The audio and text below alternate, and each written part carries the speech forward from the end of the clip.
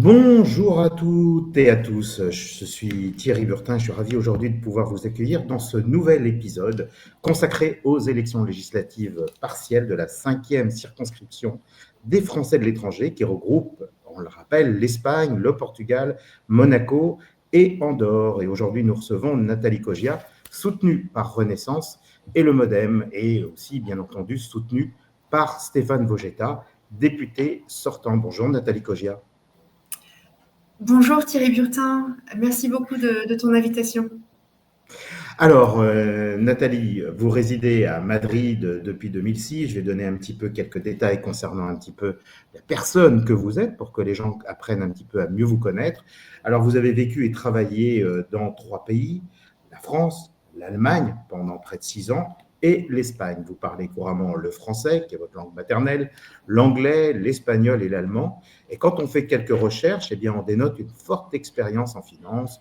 D'ailleurs, je préciserai que vous êtes diplômé d'une maîtrise de sciences de gestion de l'université Paris-Dauphine et aussi Francfort, que vous avez suivi un master en durabilité d'entreprise pour compléter vos compétences et qu'aujourd'hui vous occupez des postes à responsabilité dans des environnements internationaux, multinationaux. Vous avez travaillé dans le conseil en transactions d'entreprise, puis occupé différents postes de directrice financière. Vous êtes impliqué politiquement depuis plusieurs années, d'abord avec En Marche, qui est devenu Renaissance, puis après vous avez été élu délégué consulaire à Madrid en 2021, puis suppléante de Stéphane Vogetta à partir de 2022 et bénévole, je le précise. Alors, vous étiez le binôme de Stéphane Vogetta ces dernières années. Vous vous êtes beaucoup investi à côté et les rôles aujourd'hui sont inversés, car compte tenu de l'invalidation de Stéphane Vogetta suite à la décision du Conseil constitutionnel, vous êtes donc candidate et donc tête de liste. Vous présentez aujourd'hui une candidature et nous allons parler de votre parcours, de vos engagements et bien sûr de votre vision pour les Français établis hors de France. Mais avant, je me dois de préciser que ce programme est rendu possible grâce au soutien de nos partenaires et sponsors que nous remercions pour leur confiance. Et vous pouvez les retrouver dès à présent sur les principales plateformes, Spotify, Deezer, YouTube, en vidéo. Alors, Cafimo, c'est bien plus qu'un courtier en crédit immobilier, c'est le partenaire de confiance des francophones pour réussir leurs projets immobiliers au Portugal. Voyez Nathalie, si demain vous voulez vous installer au Portugal, eh bien, ils sauront répondre sûrement à vos attentes.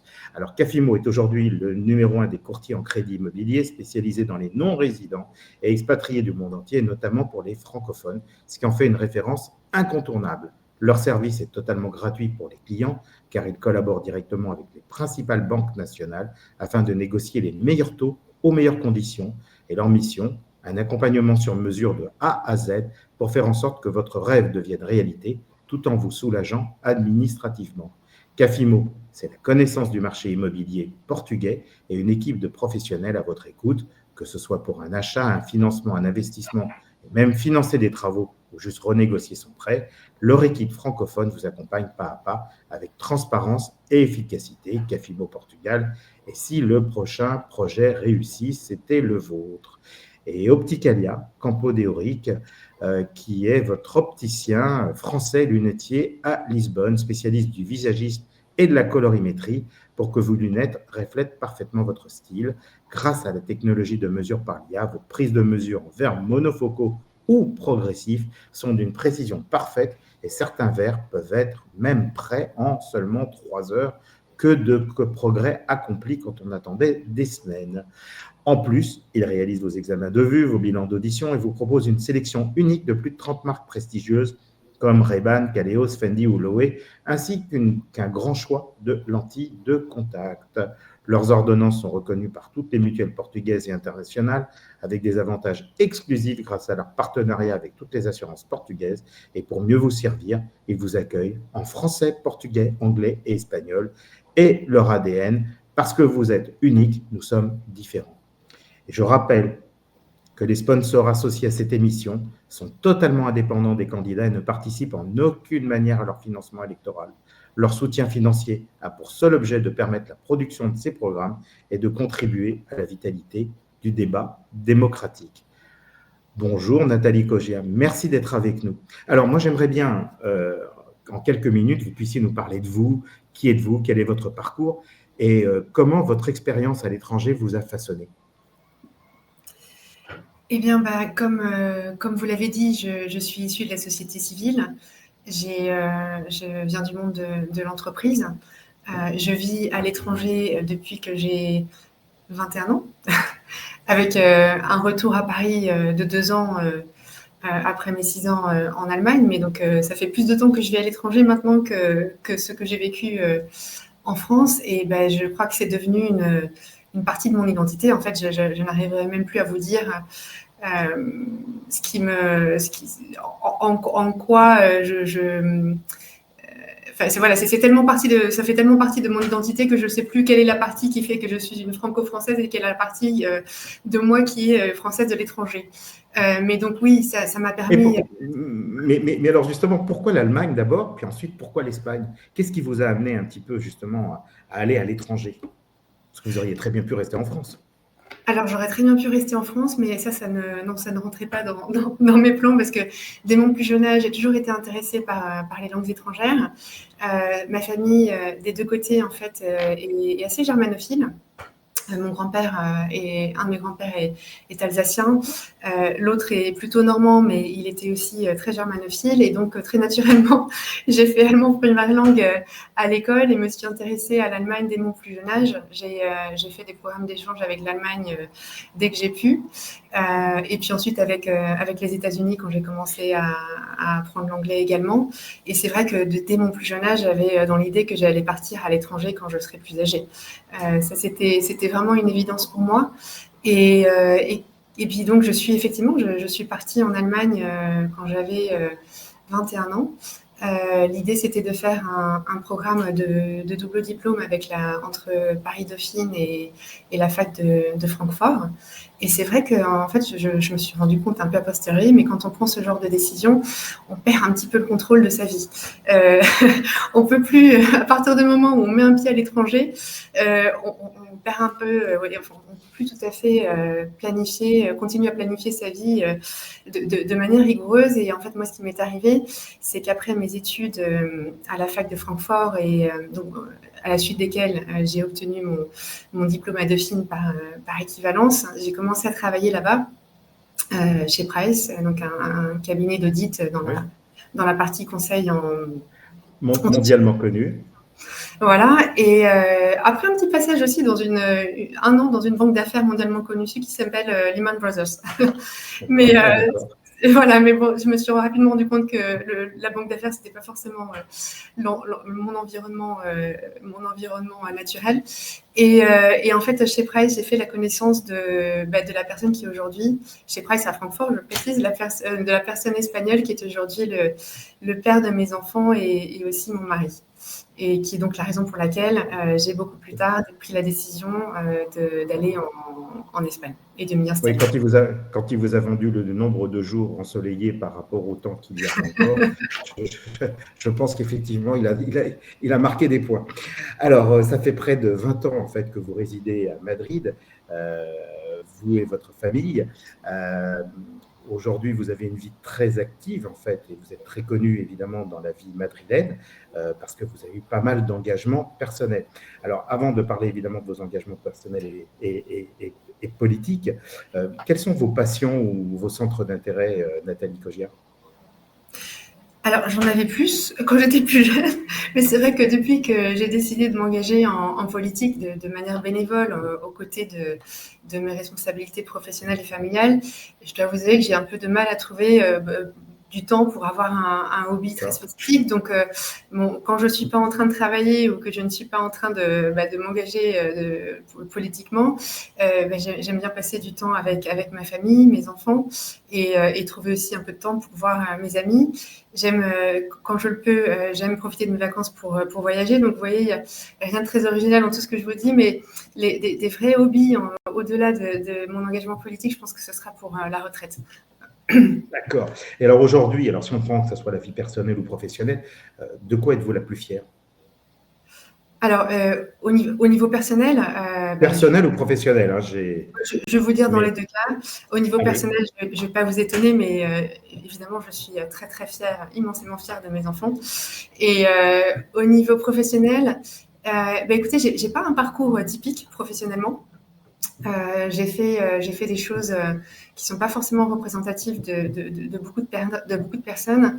Et je pense qu'au final, j'ai réussi à me façonner un profil assez polyvalent qui me permet aujourd'hui voilà, d'occuper des postes à responsabilité avec un spectre assez large dans une entreprise.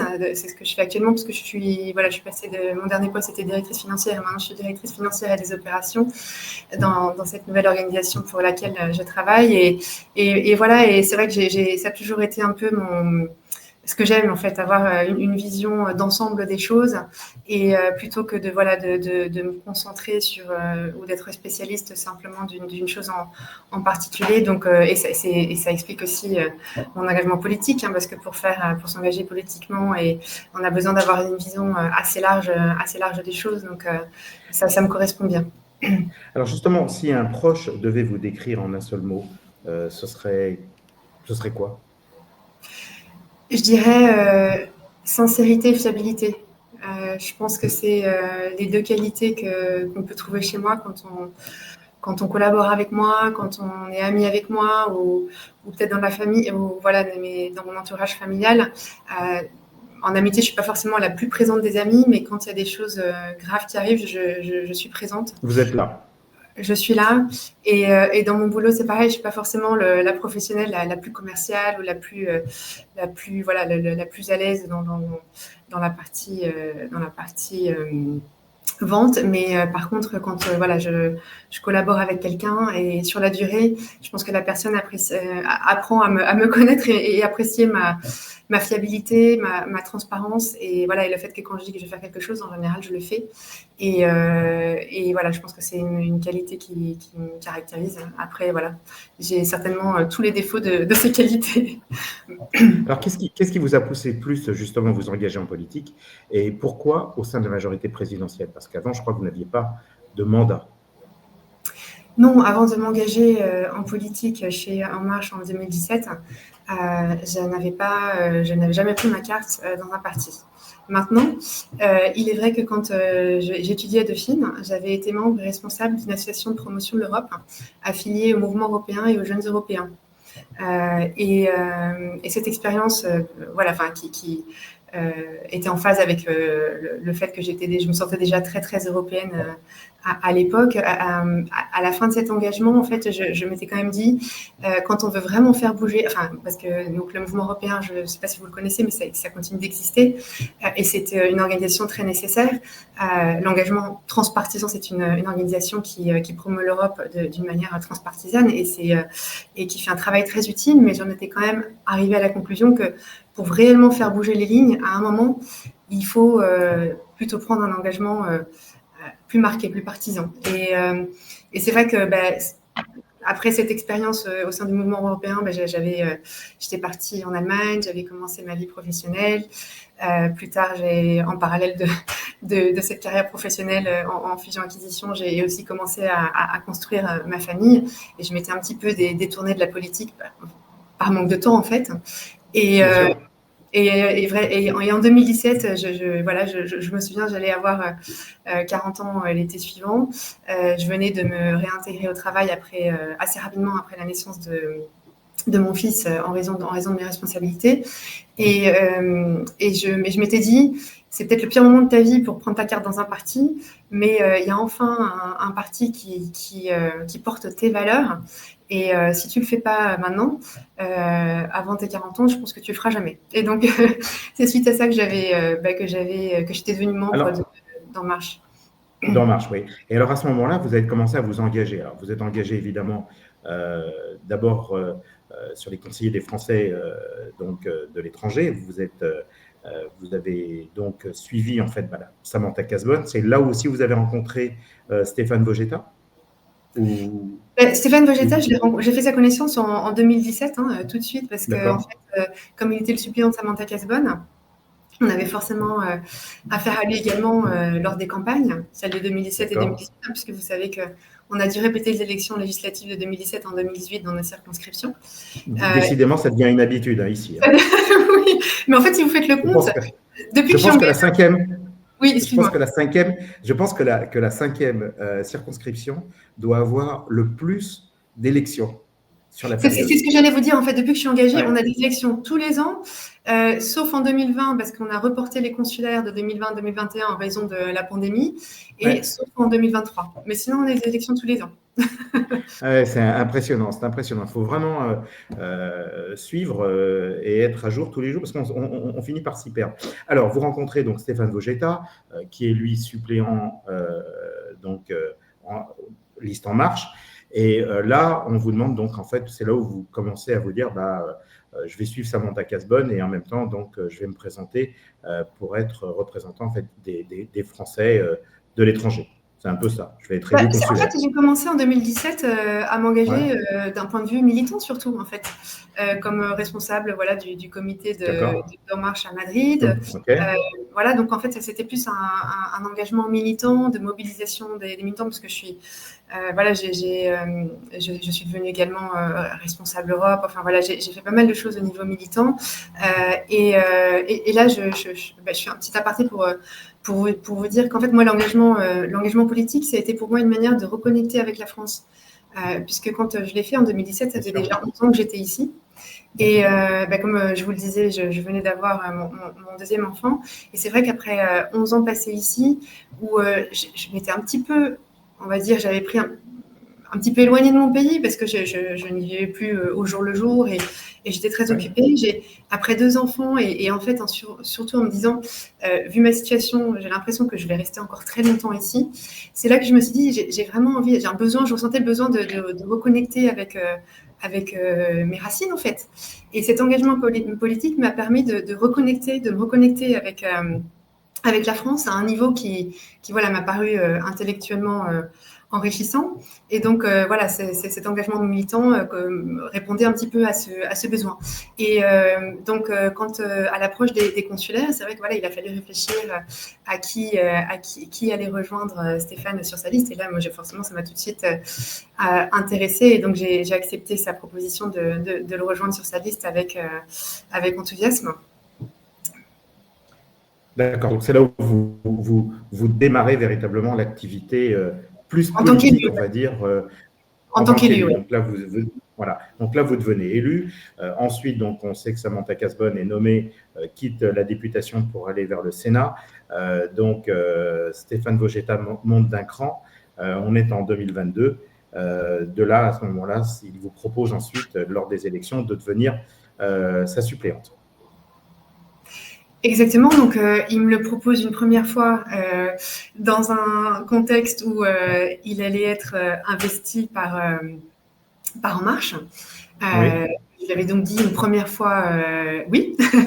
Et puis après, on a appris qu'en fait, il n'allait pas être investi et que quelqu'un d'autre qu'on peut nommer, c'est pas comme Oui, dans absolument. Absolument. On peut dire Manuel Valls, hein, c'est pas défendu. Voilà. Donc on a appris que Et que comme je ça, salue. Et que je salue. Voilà. écoutez, moi aussi. Et quand on a appris dernièrement que finalement ça allait être Manuel Valls qui allait être investi, Stéphane m'a donc reposé la question de si je voulais bien être sa suppléante. Parce que là, ça s'est passé comment dans votre tête? Ça a été très rapide. Donc on a appris la nouvelle au moment où ça devenait public. Et j'y ai réfléchi, enfin, pas très longtemps, parce qu'en fait, cette décision, moi, m'a abasourdi, hein, enfin, m'a un peu révoltée. Je trouvais que c'était pas, enfin, cette décision n'était pas ni pertinente ni légitime. Elle n'était pas juste et en même temps, elle n'était pas pertinente. Elle n'était pas juste parce que Stéphane était le sortant. Il avait démontré ses capacités à assumer le rôle. Il était déjà reconnu malgré le fait que ça faisait pas longtemps qu'il était député. Et j'allais dire aussi pas pertinente parce qu'en fait, vous le savez, à l'étranger et notamment dans nos circonscriptions, on n'aime pas les parachutés. Et alors moi, je pense que Manuel Valls a fait un excellent Premier ministre et fait un excellent ministre actuellement, mais il ne représentait pas, il n'était pas un Français de l'étranger. Malgré ses origines espagnoles, il n'avait pas vécu les réalités d'un Français à l'étranger. Et pour moi, dans ma tête, il n'était pas légitime. Il habitait à l'étranger, hein. Je le précise. Pardon ? Il habitait à l'étranger, il habitait en Espagne, il était résident en Espagne. Oui, mais pas depuis aussi longtemps que nous. Enfin, mais on est Mais on est d'accord. Vous, de là, vous vous trouvez donc plus confronté à un choix, et donc vous vous dites, bah, on risque d'être exclu, mais c'est pas grave, tant pis, on va jusqu'au bout. C'est un peu ça. Alors, Vous je suivez pense ça? que je me suis dit, c'est pas qu'on risque d'être exclu, c'est qu'on va être exclu. C'était ça, j'en avais la certitude. D'accord. Et par contre, on risque, en partant en dissident, de ne pas gagner les élections et de faire perdre la circonscription, mais on a fait nos calculs. Et enfin, je pense que si on a eu un moment l'impression qu'on allait faire perdre la circonscription à l'espace politique qu'on continue de représenter, même en étant dissident, on n'y serait pas allé. Mais on avait la conviction que pour gagner la circonscription, enfin pour que le bloc central, comme on l'appelle aujourd'hui, ne perde pas la circonscription, il fallait qu'on y aille parce que la candidature de Manuel Valls n'allait pas être suffisante. C'est vraiment ce qu'on s'est dit. Et alors, il y avait un petit risque que ce raisonnement ou ces convictions ne soient pas correctes, mais on l'a fait vraiment en pensant ça. Sinon, on l'aurait Alors, pas fait. Nathalie Cogia, femme de conviction, donc c'est ce que vous venez de nous dire.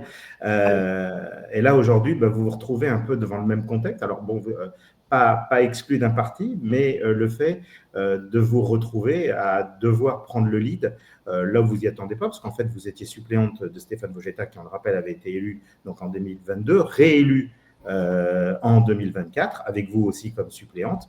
Et puis là, le 11 juillet, boum, ça tombe sur l'ensemble des réseaux, l'information circule partout. Stéphane Vojetta est démissionnaire d'office. Le Conseil constitutionnel décide, considère qu'effectivement ses comptes de campagne n'ont pas été approuvés, mais en plus l'invalide pendant une année. Il se passe quoi dans votre tête? Alors, ma première réaction, c'est de me dire bon, déjà, alors j'étais abasourdie et j'ai trouvé cette décision très injuste, évidemment. Mais c'est vrai que sur un plan personnel, je me suis dit, bon, la suite sans moi. Faut que j'y aille. Non, faut que j'y aille. Ça n'a pas du tout été ma première réaction. Ma première réaction, c'est de me dire, moi, dans ma vie personnelle, là, je viens parce que on n'en a pas parlé tout à l'heure, mais j'ai fait une pause professionnelle pendant 2 ans pour des raisons de santé au sein de ma famille. Et c'est vrai que ça faisait pas très longtemps que j'avais retrouvé un boulot qui vraiment me plaît et est intéressant, bien rémunéré, enfin voilà, tout ce qu'on peut espérer d'un travail.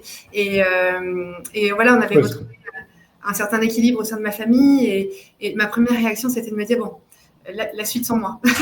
et quelques jours après, on m'a quand même reposé la question en insistant un peu plus.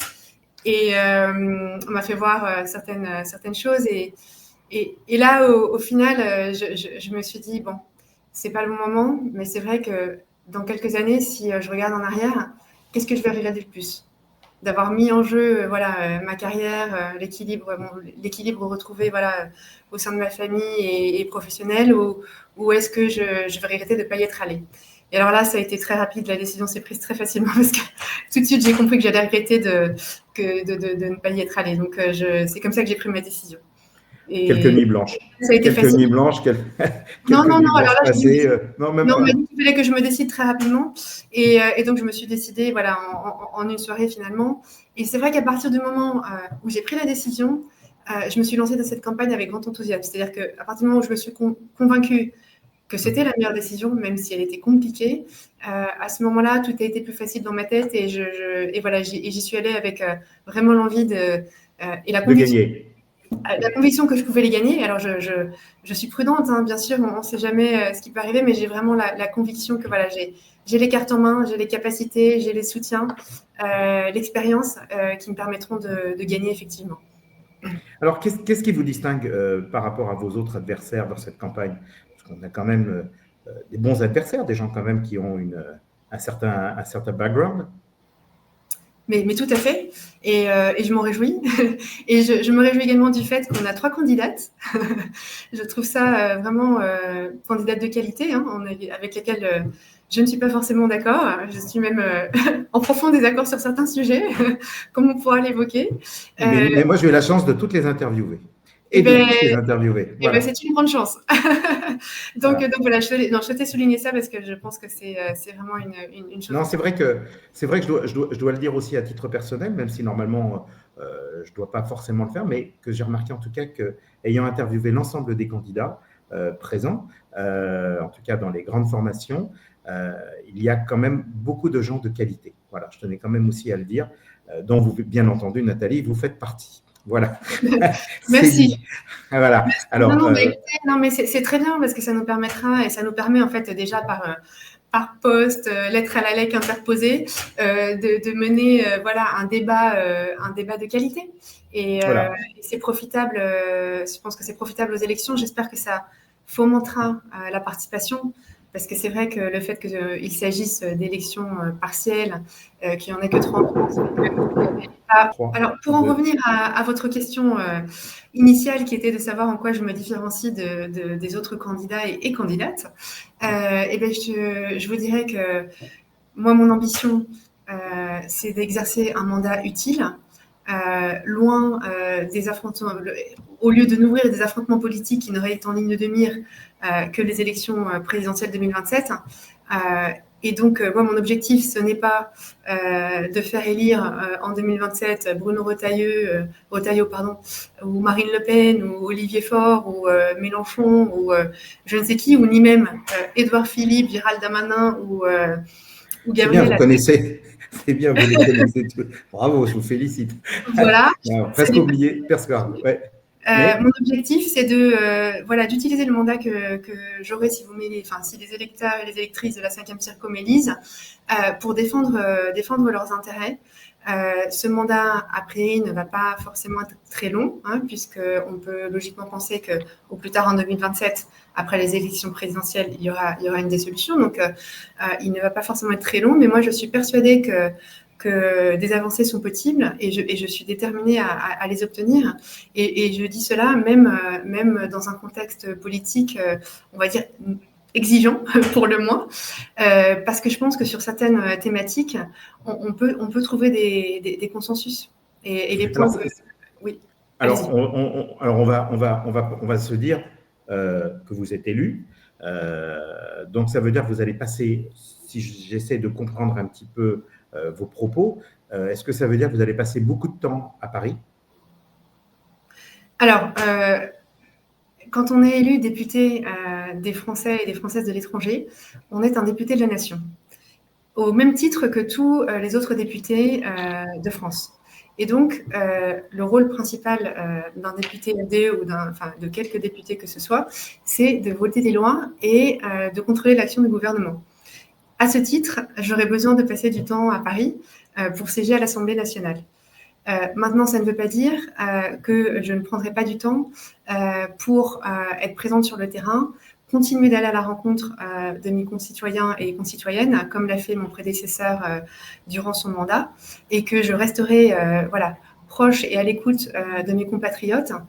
On a aujourd'hui des moyens modernes de communication, donc je pense que je continuerai le système qu'avait Stéphane, voilà, de pouvoir être interpellé sur WhatsApp ou sur les réseaux sociaux. Ça me paraît, c'est quelque chose que dont les électeurs sont vraiment, les électrices sont très satisfaits. Je me rends compte là en menant campagne, puisqu'on m'en parle souvent. Donc voilà, c'est le fait d'être à Paris, c'est inhérent à l'activité enfin, au rôle d'un député. Mais voilà, ça ne veut pas dire qu'on ne peut pas rester proche des gens des gens qui vivent dans sa circo. Oui, parce on va quand même le préciser, la circonscription couvre 4 pays. Déjà l'Espagne, qui est déjà un grand pays, Monaco, Andorre et le Portugal. Donc, c'est quand même une grande circonscription. Faut se déplacer. Est-ce que donc vous allez faire quoi? Alors on a cru comprendre évidemment que déjà il y avait le WhatsApp, qu'il y avait un certain nombre de choses, mais est-ce que ça veut dire aussi que vous allez organiser des déplacements de proximité pour rencontrer un petit peu les Français de l'étranger qui résident dans la circonscription? Moi j'ai noté aussi que votre suppléant, je ne sais pas si on peut l'appeler votre binôme encore à l'heure actuelle, réside à Barcelone. Donc, Moi, j'ai simplement noté que ça fait, vous qui résidez à Madrid, bon, c'est les deux plus grandes villes d'Espagne, mais ça fait aussi Espagne-Espagne. Est-ce que, selon vous, l'élection se fait uniquement en Espagne ou pourquoi ne pas avoir pris un électeur ou une électrice, en tout cas, enfin, même pas forcément un électeur ou électrice, en tout cas une personne qui aurait pu être votre suppléant ou votre suppléante au Portugal ou à Monaco ou ailleurs, hein, bien entendu. Alors, déjà, quand j'ai réfléchi au choix de mon suppléant ou de ma suppléante, j'ai surtout pensé à ses qualités. Et c'est vrai que j'avais deux options principales en tête qui étaient Barcelone et Lisbonne, parce que effectivement, Barcelone est en Espagne, mais moi je suis basée à Madrid et il y a beaucoup de nos compatriotes qui vivent à Barcelone. Oui, mais même si l'Espagne est fédéraliste, il ne demeure pas moins que ça fait quand même Espagne-Espagne. Tout à fait. Il manque le mot Portugal. Donc j'ai réfléchi aussi à quelqu'un à Lisbonne, mais comme j'ai mis, parmi les critères prioritaires pour choisir ma suppléante, faisait partie des qualités de ce suppléant, cette suppléante. Et c'est vrai que j'ai parlé à différentes personnes. On m'a suggéré le nom de beaucoup de personnes. Et en fait, en y réfléchissant, c'est vrai que j'en suis assez naturellement venue à Nicolas, que je connaissais depuis qu'on avait lancé avec Stéphane notre plateforme sur l'emploi. Je l'avais connu à ce moment-là, et j'avais trouvé que c'était vraiment quelqu'un de très bien et qui remplissait les conditions. Et j'en suis arrivée à la conclusion là récemment, quand j'ai dû prendre la décision, qui remplissait vraiment toutes les conditions pour être un bon suppléant. Alors oui, donc plus tard, vous me reposez la question et je vous en parlerai un peu plus. Mais non, effectivement, je n'ai pas de suppléant donc qui est basé au Portugal. Mais ça ne veut pas du tout dire que je ne pense pas au Portugal. Je viens d'y passer le week-end. J'y suis allée à la rencontre des Portugaises et des Portugais du Portugal. L'organisation de ma visite a été faite par les soutiens et les relais que j'ai là-bas. Je peux compter sur Bruno Frenzel et Isabelle Aranega, qui sont les représentants de Renaissance là-bas. Bruno Frenzel était notre tête de liste aux élections consulaires en 2021. Je peux également compter sur... Qui n'a pas été élu, question d'âge. Voilà. Exactement. Alors que dans toutes les assemblées, c'est toujours le plus âgé. Alors, j'espère qu'il ne m'en tiendra pas rigueur en lui disant ce mot-là quand il entendra parler de lui. Mais quand c'est le plus âgé, normalement, c'est lui qui est élu, sauf dans le cadre de l'élection qui, là, nous concernait. Donc, en fait, l'élection consulaire.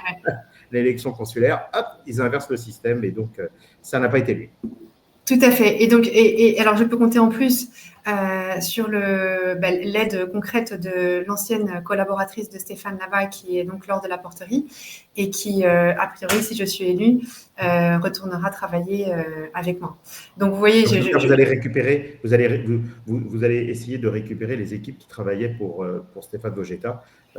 En partie au moins. Après, voilà, il y en a qui sont aussi en train de voir s'ils partent pas vers de nouveaux horizons. Mais enfin, voilà, j'ai déjà en tête des noms. Enfin, voilà, je ne me fais pas de soucis là-dessus. J'aurai une bonne équipe à mon service. Alors, moi, j'aimerais bien que vous nous parliez. Alors, vous avez vanté les mérites de votre suppléant. Qui est-il exactement, alors ? Parce que vous m'avez dit que je l'ai rencontré sur la plateforme. Plateforme, je rappelle que vous avez monté pour justement favoriser les recherches d'emploi pour les Français dans le cadre de leur expatriation. Exactement. Donc Nicolas Marty est un Français de l'étranger de longue date. Il a vécu à Prague, à Bruxelles et pour ensuite s'installer à Barcelone. Il est chef d'entreprise dans le secteur de l'événementiel. Alors, il n'a pas d'engagement politique antérieure, mais par contre, il est engagé de longue date dans des initiatives solidaires. Donc, avant de s'installer à Barcelone, il était très engagé dans le mouvement scout et aussi dans ce qu'on appelle le Centre des jeunes dirigeants, qui est un réseau qui se propose de soutenir les jeunes dirigeants qui montent leur boîte. Et depuis qu'il est à Barcelone, il s'est investi dans d'autres causes solidaires, comme la création de ce qu'on appelle la French Cup, qui est une régate qui permet de collecter des fonds pour des organisations de solidarité. Il est également engagé dans ce qu'on appelle l'initiative des bureaux du cœur, dont l'idée est de donner de profiter du fait que les bureaux que les bureaux des entreprises en général sont vides la nuit pour offrir un logement à des personnes qui en auraient besoin. Et je pense pas forcément, il ne s'agit pas forcément de personnes sans domicile fixe, on pense simplement à des personnes qui, tout en travaillant, n'ont pas un salaire suffisant qui leur permette de joindre les deux bouts et d'avoir accès à un logement décent. Donc voilà, c'est une personne qui a toujours été engagée, même si pas de façon politique. Et c'est aussi quelqu'un qui... Vous avez réussi à le séduire. J'ai réussi à le séduire et d'autant plus que voilà, c'est une personne parce qu'on trouve dans le monde, dans notre écosystème, dans l'écosystème associatif français à l'étranger, il y a beaucoup de personnes voilà, qui n'ont aucun problème, enfin qui au contraire s'engagent, mais il y en a peu qui sont OK pour afficher leur couleur politique. Et donc Nicolas était d'accord pour s'engager à mes côtés. Il n'avait pas peur voilà, de s'engager auprès d'une personne qui portait quand même les couleurs politiques du centre. Et il n'avait pas peur de faire ça et de sous cette, on va dire cette bannière, travailler dans des Français. C'est le cas pour chaque suppléant. Lorsqu'il suit évidemment la tête de liste, c'est aussi de s'engager et d'accepter de porter les couleurs du candidat principal. Parce qu'on le rappelle, le suppléant, et d'ailleurs ça a été le cas de Stéphane Vojetta, du jour au lendemain peut se retrouver à devoir assumer la fonction, même s'il reste que quelques mois, parce qu'en l'occurrence pour lui il restait que quelques mois lorsque Samantha Cazebonne est devenue sénatrice. On se rappelle même qu'à pendant un moment on se disait est-ce qu'il sera quand même député ou pas député vu le nombre de mois qui restait, puis finalement il l'a été.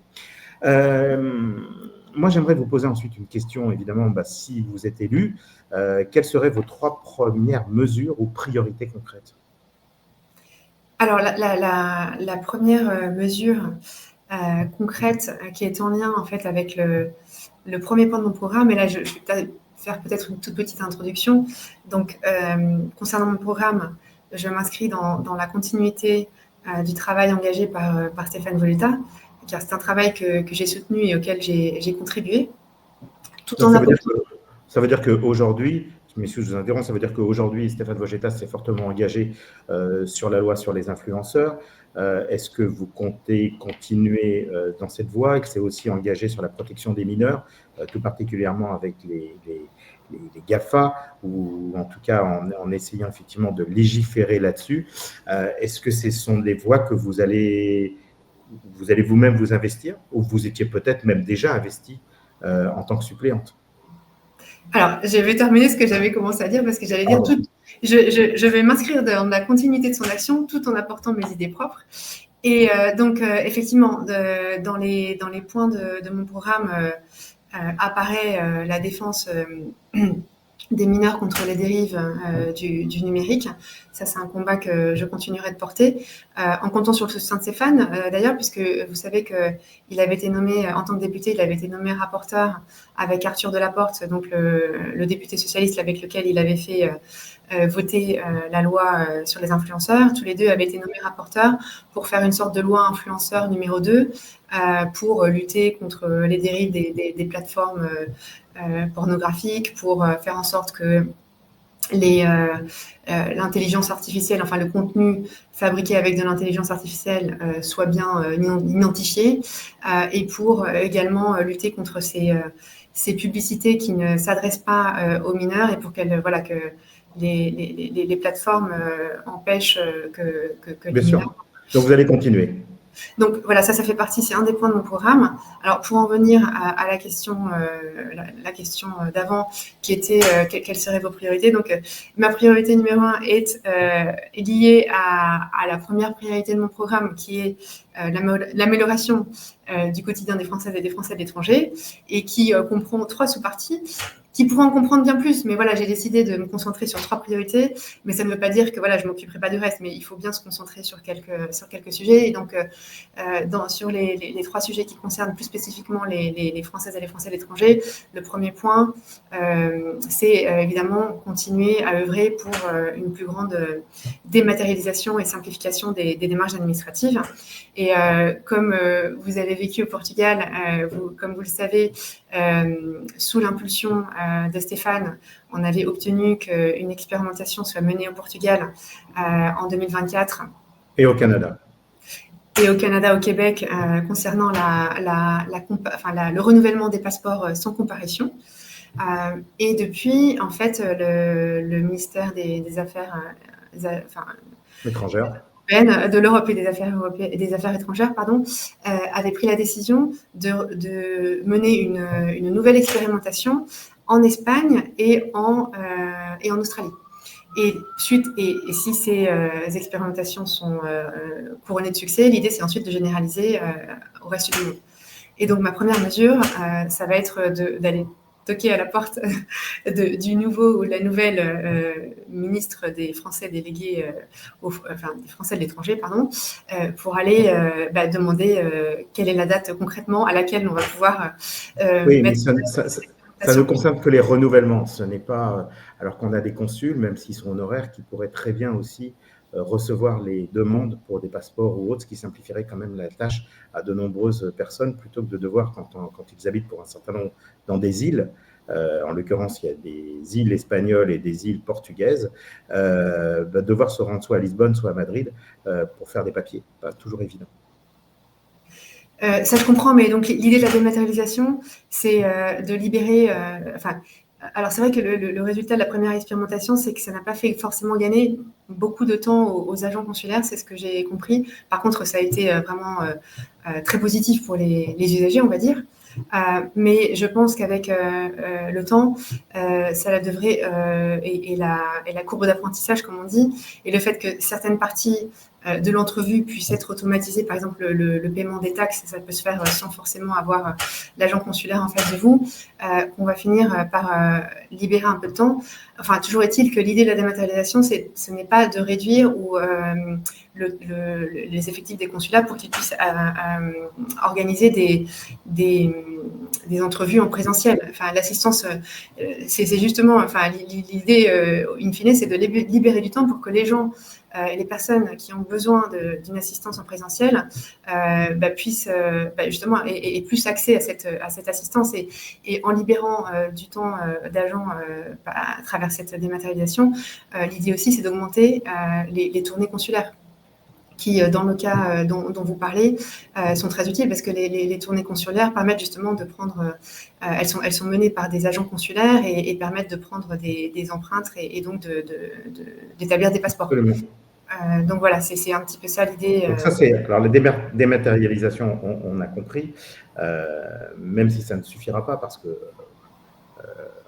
il est quand même anormal aujourd'hui encore qu'en France, des organismes comme la Sécurité sociale, quand vous voulez leur demander, par exemple, de changer un relevé d'identité bancaire, non, on ne peut pas le faire par Internet, mais qu'il faille obligatoirement le faire par courrier.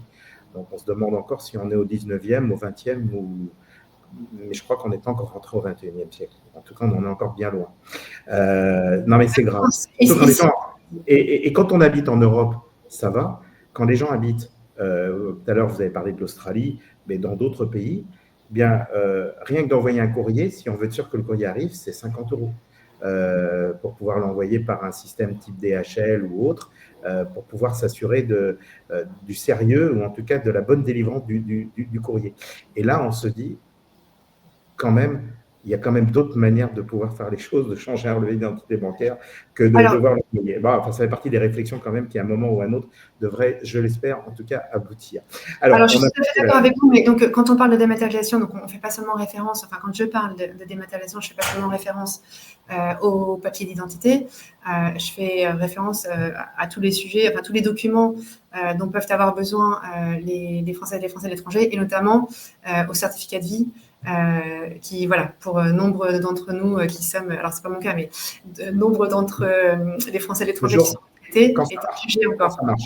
mais quand ça marche, parce que le système, il est tellement peu fiable et tellement compliqué que bien souvent, il faut revenir à la méthode classique traditionnelle. Bon, j'espère que ça va progresser avec le temps. Non, mais c'est pour ça que Euh, vous comptez sur moi il y a pour du boulot. continuer de travailler sur ces sujets. Je crois qu'il y a du boulot. Nathalie Cogia, alors on vous avait parlé de cet axe premier. C'est quoi les autres axes ou voilà, les autres axes principaux que vous voulez mettre en place? Alors, concernant les Françaises et les Français à l'étranger, les deux autres sujets sur lesquels je m'impliquerai plus en avant, hein, sans forcément délaisser les autres, c'est le sujet de l'éducation. Alors, et l'éducation, pour moi, ça a vraiment deux piliers. Il y a le réseau des lycées français, le réseau AFE, Ouais. et puis tous les dispositifs alternatifs qui permettent à un enfant qui est scolarisé dans le système Type local. flamme ou autre. Type flamme ou autre. Alors voilà, donc un enfant de bénéficier d'activités qui lui permettent Ouais. d'acquérir la culture et la langue française. Donc effectivement, Ouais. je pense aux associations Flammes. Je pense, alors ça c'est vrai que c'est plutôt pour l'Espagne, au développement des filières bilingues qui mènent parfois à ce qu'on appelle un bachibac, qui est donc à l'obtention d'un baccalauréat français en même temps qu'un baccalauréat espagnol. Voilà, donc pour moi, il y a vraiment ces deux piliers parce qu'on sait bien que malgré tout, voilà, tous les enfants français ne pourront pas être scolarisés dans les lycées français. Donc, concernant le pilier des lycées français, comme vous le savez, le réseau AFE souffre d'un déficit structurel depuis plus de 15 ans, auquel s'ajoute cette année un déficit conjoncturel suite à un amendement qui a été voté de manière un petit peu chaotique, sans que vraiment personne ne puisse lutter contre au moment de la validation du budget cette année, et qui fait que voilà, l'AEFE se retrouve un petit peu face au mur et se trouve dans l'obligation là, urgente de réformer son financement et son fonctionnement. Et donc, je souhaite prendre toute ma part à ce processus qui doit se faire dans le consensus avec le reste des élus, les représentants des parents d'élèves, les représentants des syndicats, le ministère de l'Éducation, le ministère des Affaires étrangères, etc. Donc voilà, mais effectivement, c'est une réforme qu'on ne peut plus reporter. Et voilà, et donc l'objectif de cette réforme doit se faire, enfin, cette réforme doit se conduire avec un objectif très clair pour moi, qui est de ne pas faire peser tout le poids des économies qu'on aura à faire sur les parents, et que donc cette réforme ne mène pas Les familles. à des augmentations tarifaires inacceptables pour les familles. Et qu'on n'en arrive pas à des déscolarisations forcées des personnes, enfin des familles qui scolarisent leurs enfants dans le réseau. Et donc voilà. Alors, oui, donc excusez-moi, parce que vous me demandez quels étaient les autres points. Donc je ne sais pas si vous voulez qu'on continue là-dessus. Donc, il en manque un. Allez, le troisième. Le troisième point, c'est l'emploi. Comme vous l'avez mentionné auparavant, c'est un point en fait sur lequel je travaille avec Stéphane depuis qu'on fait des élections ensemble et qu'on travaille ensemble, qu'on collabore ensemble en tant qu'élus, puisque vous savez que voilà, l'emploi est parfois un point de friction dans l'expatriation des Françaises et des Françaises en Espagne et au Portugal. Il y en a qui arrivent parfois avec un boulot, un projet professionnel entre les mains, mais c'est vrai qu'à partir du moment où on décide d'en changer, de mener une démarche d'évolution professionnelle, c'est là que les difficultés surgissent. Et donc voilà, donc on a proposé avec la création de notre plateforme sur l'emploi il y a quelques années d'apporter une première réponse à ces difficultés. Et donc j'aimerais bien renforcer voilà un petit peu cette initiative. Donc ça c'est pour le français de l'étranger. Et si vous voulez, mais on peut faire une pause et parler d'autres choses et y revenir après.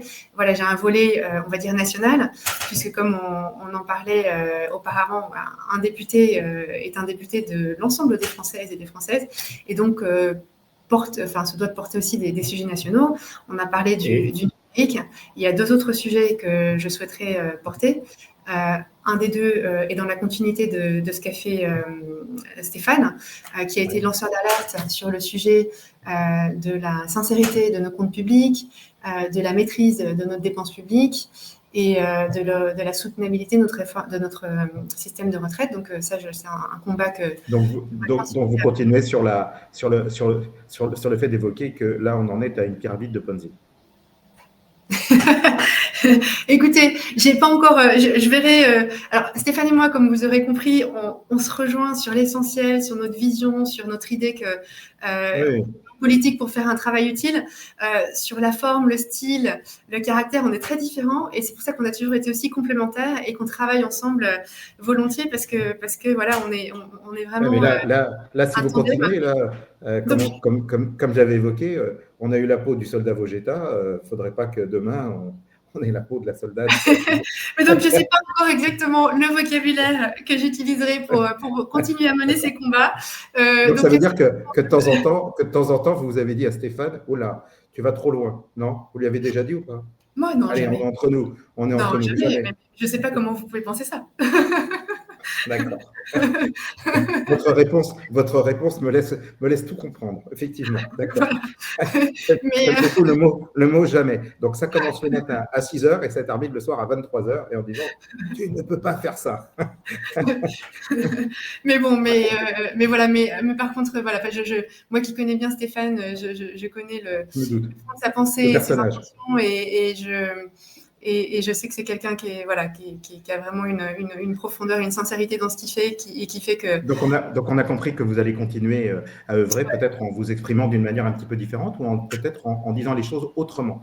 Mais alors voilà, Fiscalité. je souhaiterais vous parler aussi du troisième, de mon Ouais, troisième projet, allez-y.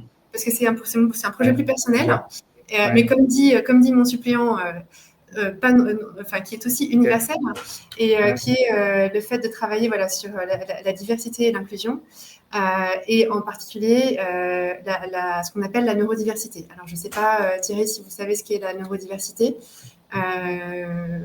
Alors, je vais l'expliquer en 2 mots. C'est dans la neurodiversité, on inclut les personnes qui ont un fonctionnement cognitif, on va dire, différent. Et quand je dis ça, en fait, je pense aux J'ai tout personnes compris. qui ont soit une dyslexie, une dysorthographie, les Oui, personnes TDAH ou autre, voilà. voilà, qui ont un déficit de l'attention, les déficits qui sont dans le spectre autistique, les Bien sûr, personnes qui ont un haut bien sûr. potentiel, Donc vous etc. êtes, Et donc, en fait, beaucoup de personnes, c'est-à-dire qu'en fait, quand on en parle aux personnes, on se rend compte que tout le monde dans son entourage, euh, tout le monde en familial, a entendu. professionnel, Oui. connaît quelqu'un qui est dans cette situation-là. Mais on est totalement d'accord. On ignorait totalement l'existence il y a encore 20 ans ou 30 ans. On disait, oh, bon, il va se calmer. Mais après, bon, aujourd'hui, Ou alors c'est le cancre de la ouais, classe, ouais, c'est pour ça. un Mais dyslexique. finalement, voilà, mais quand certaines personnes aujourd'hui, dont certains patrons de GAFA, sont aujourd'hui à la tête de grands groupes, alors qu'effectivement, ils expriment clairement le fait qu'ils sont eux-mêmes ou qu'ils ont été eux-mêmes atteints voilà, aujourd'hui, je pense que c'est rentré dans les mœurs. Puis bon, les réseaux sociaux et l'ensemble aujourd'hui de la communication que l'on a est fortement plus avancé. Donc, on a pu découvrir tout cela. Donc, on a bien compris que vous allez vous investir là-dessus. Moi, je voudrais avoir aussi un sujet sur la fiscalité et contribution. Alors, évidemment, c'est l'actualité. Certaines voix évoquent l'idée d'une contribution spécifique sur les Français de l'étranger. On parle beaucoup de la taxe Zuckman. Quelle est votre position sur ce sujet? Et puis en même temps, vous Alors, savez qu'on parlait aussi de taxation des Français de l'étranger pendant 10 ans avant qu'ils puissent être considérés comme, à partir du moment où ils vivent dans un pays où le lieu de résidence serait considéré comme plus avantageux que le système français. Donc, comment voyez-vous les choses? Est-ce que... alors, je vais commencer par répondre par votre première Ouais, sous-question. ouais, Donc, sur la taxe Zuckman, moi, ce que je pense, c'est que, et pour compléter ce que je veux faire au niveau national, mon objectif au niveau national, c'est également de faire partie de la solution. Et donc, dans le contexte politique actuel, pour moi, il me semble prioritaire de doter la France d'un budget et également d'un gouvernement stable jusqu'en 2027. Pour cela, il va falloir qu'avec les autres forces politiques de l'arc républicain, on se mette d'accord. Et pour cela, il va falloir faire des compromis. d'accord. Et donc, on voit bien que pour arriver à une majorité, il faut qu'on fasse des compromis, voilà, avec notamment les socialistes, probablement aussi arithmétiquement aussi avec le groupe LIO. On sait bien qu'une des revendications principales du Parti socialiste, c'est la taxe Zuckman. Donc, comme cela a été dit ces derniers jours, on voit bien que la taxe Zuckman est inopérante. On a pris l'exemple de Xavier Niel, on a pris l'exemple de Mistral. Donc, telle qu'elle, elle n'est pas forcément, on ne peut pas forcément la mettre en place. Mais par contre, je suis d'accord sur le fait qu'il va falloir trouver un dispositif de taxation des hauts revenus ou des hauts patrimoines. D'ailleurs, Amélie Montchalin avait commencé à travailler sur un dispositif qui permettait d'éviter la suroptimisation fiscale de la part des plus hauts patrimoines. Donc, évidemment, on va pas pouvoir y couper si on veut trouver, si on veut doter la France d'un budget. On va devoir trouver, se mettre d'accord sur un dispositif. Si on ne connaît pas. Donc, vous êtes prêt à négocier. Donc, vous êtes ouvert pour une négociation et dire bon, allez, c'est pas forcément ce que j'aime le plus, mais pourquoi pas. C'est pas ce que. Alors, évidemment, la taxe Zuckman, c'est pas forcément ce que j'aime le plus.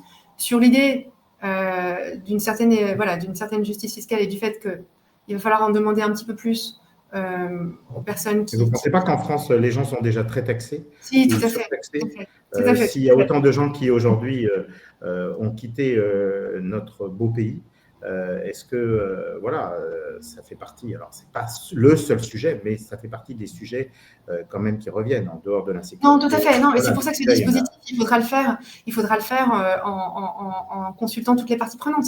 Et ce qu'on veut certainement pas obtenir, c'est le fait que tous nos entrepreneurs, patrons. Vous êtes une négociatrice. Vous êtes une femme de négociation. Qui créent de l'emploi chez nous, et je suis la première à le dire. Et on veut pas les stigmatiser. On veut qu'ils restent chez nous et qu'ils continuent d'investir. Nathalie Cogia, une femme prête à négocier.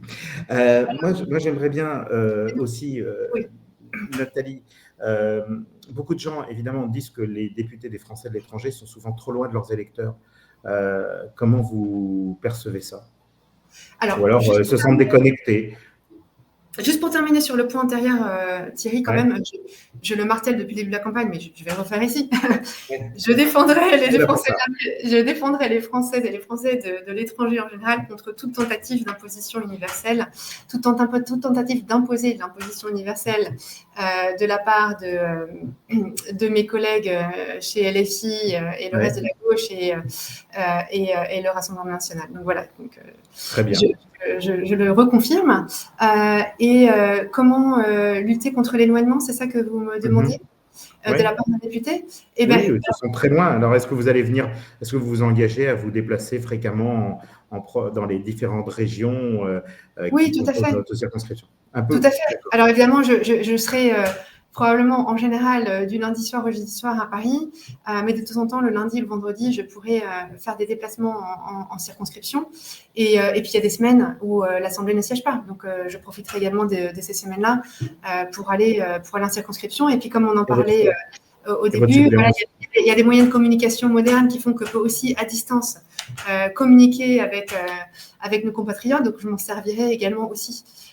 Donc, non, vous pouvez compter sur moi. Également pour les informer, continuer de les consulter pour m'orienter sur mes choix à l'Assemblée nationale, comme le faisait Stéphane, qui les a consultés notamment concernant la loi sur la fin de vie. Donc, toutes ces choses-là, je continuerai à le faire, bien évidemment. Voilà, comment on va finir par, juste avant de passer un petit peu à des questions un peu plus personnelles, comment imaginez-vous la France et la place de ces communautés à l'étranger dans 10 ans? Alors, j'espère que... Alors, je ne sais pas, c'est peut-être pas... Moi, j'espère qu'on sera peut-être même encore plus nombreux, que si la population de la France augmente, qu'on continuera, que les Françaises et les Françaises continueront à vouloir, pour certaines et certains d'entre eux, une expérience d'expatriation, parce que je pense que c'est vraiment quelque chose de très bénéfique pour la nation. Nous, les Françaises et les Français à l'étranger, très enrichissant. En fait, on est des ambassadeurs et des ambassadrices de la France à l'étranger. Quand, par exemple, un député des Français de l'étranger a la force de la comparaison, et quand on doit discuter, débattre d'une loi au Parlement, d'avoir dans sa tête, en ayant été au contact de beaucoup de Français de l'étranger, puisque quand on milite et quand on est élu au sein du bloc central, en fait, on parle régulièrement avec des élus et des militants du monde entier, et cette connaissance, en fait, voilà, de l'étranger, de ce qui se passe à l'étranger, nous donne une connaissance très très utile pour aider à construire des lois au Parlement. Donc non, j'espère que voilà, la communauté des Françaises et des Français de l'étranger sera aussi forte, voire plus forte dans 10 ans. Et qu'on aura d'ici là mis en place des choses qui font que elles auront moins de soucis administratifs, qu'elles auront accès à tous Une les femme convaincue. voilà. Alors, parmi les dernières questions, j'aimerais bien vous poser une question d'abord. Si vous pouviez changer une seule chose dans le monde de demain, ce serait quoi? Eh ben, en lien avec ce dont je vous parlais tout à l'heure, mon projet sur la neurodiversité, en fait, j'aimerais bien que dans le système éducatif, dans le monde du travail, dans l'entreprise, en général dans la société, en fait, on s'attache à ce que les gens peuvent nous apporter plutôt que de se focaliser sur ce qu'ils ne peuvent pas apporter, parce qu'on est tous différents. Il y a des choses que voilà, on ne peut pas apporter, mais on a tous quelque chose à apporter.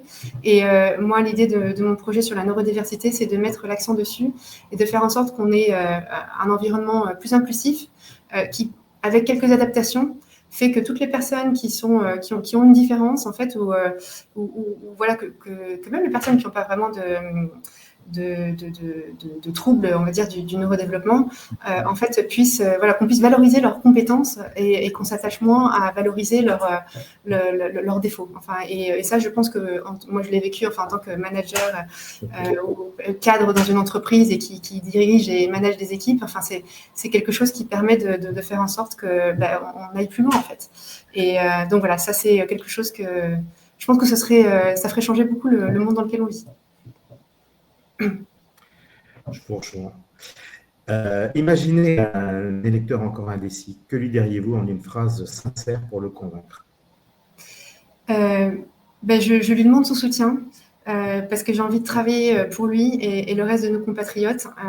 J'ai envie que ce mandat soit utile pour lui. Et c'est pour ça que je lui demande de me soutenir. Vous n'allez pas lui dire « je t'ai compris », non. Je l'ai compris et j'ai peut-être pas tout compris, mais en tout cas, je serai à son écoute pour continuer d'essayer de me comprendre et de lui apporter des réponses et de défendre ses intérêts. Très bien. Et en dernière question, que souhaitez-vous que les électeurs retiennent après avoir écouté cette interview? J'espère qu'ils retiendront de cette interview que je suis déterminée à travailler à leur service, que je sens que j'en ai les capacités, l'expérience, voilà, que j'en ai la volonté. Et voilà, c'est ce que j'aimerais bien qu'ils retiennent de cet entretien. Merci beaucoup, Nathalie Cogia, d'avoir partagé avec nous votre parcours, vos priorités et votre regard sur les Français de l'étranger. Après, je vous adresse un message personnel, mais comme j'ai adressé à chacun des candidats, bonne chance pour les élections qui vont se tenir. On le rappelle, ce sera le 28 septembre et le vote électronique démarre le 19 septembre. Alors, je rappelle que cet entretien s'inscrit dans une série dédiée à l'ensemble des candidats de la 5e circonscription, afin que chaque électeur puisse comparer et se forger sa propre opinion avant le scrutin. Ce podcast vous est présenté avec le soutien de nos sponsors et partenaires, que nous remercions pour leur appui. Merci à vous, auditeurs, pour votre fidélité et surtout, n'oubliez pas d'aller voter. Cafimo, c'est bien plus qu'un courtier en crédit immobilier, c'est le partenaire de confiance des francophones pour réussir leur projet immobilier au Portugal. Cafimo est aujourd'hui le numéro 1 des courtiers en crédit immobilier spécialisés dans les non-résidents et expatriés du monde entier, notamment pour les francophones, ce qui en fait une référence incontournable. Leur service est totalement gratuit pour les clients, car ils collaborent directement avec les principales banques nationales afin de négocier les meilleurs taux aux meilleures conditions. Leur mission, un accompagnement sur mesure de A à Z pour faire en sorte que vos rêves deviennent réalité, tout en vous soulageant administrativement. Cafimo, c'est la connaissance du marché immobilier portugais et une équipe de professionnels à votre écoute. Que ce soit pour un achat, un financement, un investissement ou même financer des travaux ou juste renégocier son prêt, leur équipe francophone vous accompagne pas à pas avec transparence et efficacité. Cafimo Portugal, et si le prochain projet réussit, c'était le vôtre. Et bienvenue aussi chez Opticalia, Campo de Ourique, votre opticien français lunetier à Lisbonne, spécialiste du visagisme et de la colorimétrie, pour que vos lunettes reflètent parfaitement votre style. Grâce à la technologie de mesure Paria, vos prises de mesure en verres monofocaux ou progressifs sont d'une précision parfaite et certains verres peuvent être prêts en seulement 3 heures. En plus, il réalise vos examens de vue, vos bilans d'audition et il vous propose une sélection unique de plus de 30 marques prestigieuses comme Ray-Ban, Kaleos, Fendi ou Loewe, ainsi qu'un large choix de lentilles de contact. Leurs ordonnances sont reconnues par toutes les mutuelles portugaises et internationales avec des avantages exclusifs grâce à leur partenariat avec toutes les assurances portugaises. Et pour mieux vous servir, ils vous accueillent en français, portugais, anglais et espagnol. Leur ADN, parce que vous êtes unique, nous sommes différents. Je rappelle, le son n'est pas intégré, le son de l'ambulance ne fait pas partie du message, je précise, et je rappelle que les sponsors associés à cette émission sont totalement indépendants des candidats et ne participent en aucune manière à leur financement électoral. Leur soutien financier a pour seul objet de permettre la production de ces programmes et de contribuer à la vitalité du débat démocratique. Nathalie Cogia, merci beaucoup et rendez-vous le 17 septembre à 19h, heure de Madrid, 18h, heure de Lisbonne, pour participer au grand débat du premier tour où vous retrouverez, on va dire, vos adversaires. Exactement. Et j'en suis ravie et je vous remercie et vous souhaite une bonne soirée à toutes et tous. Merci beaucoup, Nathalie Cogia. Alors, attends, je lis la vidéo de conclusion et ensuite...